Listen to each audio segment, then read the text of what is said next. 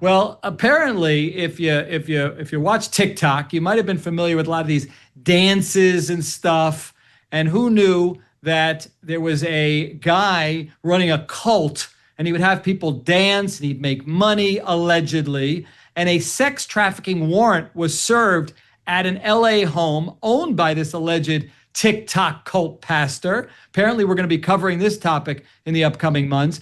On Friday, July 25th, agents from the Postal Service, IRS, Department of Labor, all served a warrant at about 6 a.m. And there was an extensive search. As you can see from the video, there were people who were detained.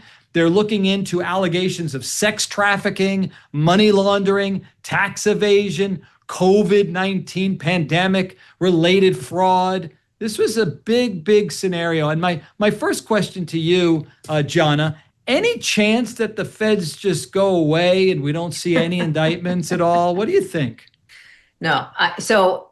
Full disclosure, I know that there's a docuseries about this case. I haven't seen the docuseries, but I will say this. If this man portends to be a man of the cloth, the only cloth that he should be wearing is an orange jumpsuit. If any of these allegations are true, come on, how can you be a quote unquote church leader worth millions and millions and millions of dollars, bilking people out of millions and millions of dollars? Let me just interrupt. That's Robert Shin. Yes. He's the pastor of the Shekinah Church, and he was detained. No charges yet. Innocent until proven guilty. Continue, Jonna. And again, I think he's about 15 million, this pastor? Yeah, he's worth about 15 million. When all these agencies descend on your property with search warrants, it's not going to end in your favor. I guarantee you that. So can we expect charges?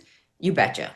All right. So the Netflix documentary was Dancing for the Devil, which I saw. Did you guys catch that? I didn't see that, but I read there was an article recently, LA Mag, Michelle McVie, I think, wrote it, which was fascinating, which, to Jonna's point, made me want to go watch the docuseries, actually. Yeah. A lot of people were harmed. There's one former church member. It's SOT number 4. Let's hear from that church member and get her thoughts. I want to talk about the raid that happened this morning.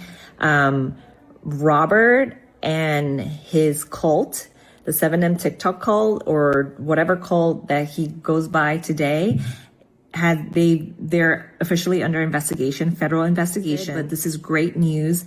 This has been a long time coming. I think justice will finally be served. We're really excited to see how this pans out. We also want to thank the government agencies for finally taking steps and investigating this evil man. This is the beginning of a healing journey for a lot of us.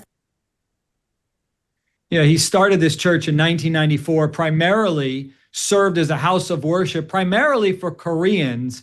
And then apparently he opened up his doors. He was the owner of 7M Management Company.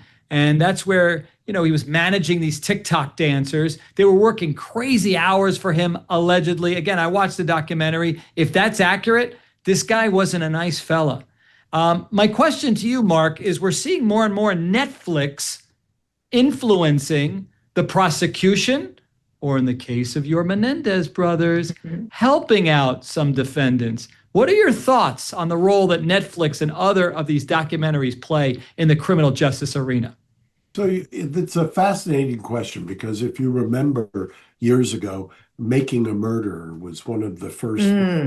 Loved it. Got some traction. Excellent show. Yeah. And Serial got some traction. And, before there was the Menendez Netflix show, we were getting some traction legally, but obviously it took it to a whole new level. I have quoted Leslie Abramson, who tried the Menendez brothers cases, trials 1 and 2. And Leslie was quoted about 6 or maybe 10 years ago saying, no amount of TikTokers is ever going to free the brothers. And I think after they got resentenced and the life without was dropped, I left her a message. I haven't talked to her yet, and said, it's a different era, Leslie. And it's true. I mean, you'd be naive to think that public perception and public kind of sunlight or transparency doesn't have an effect.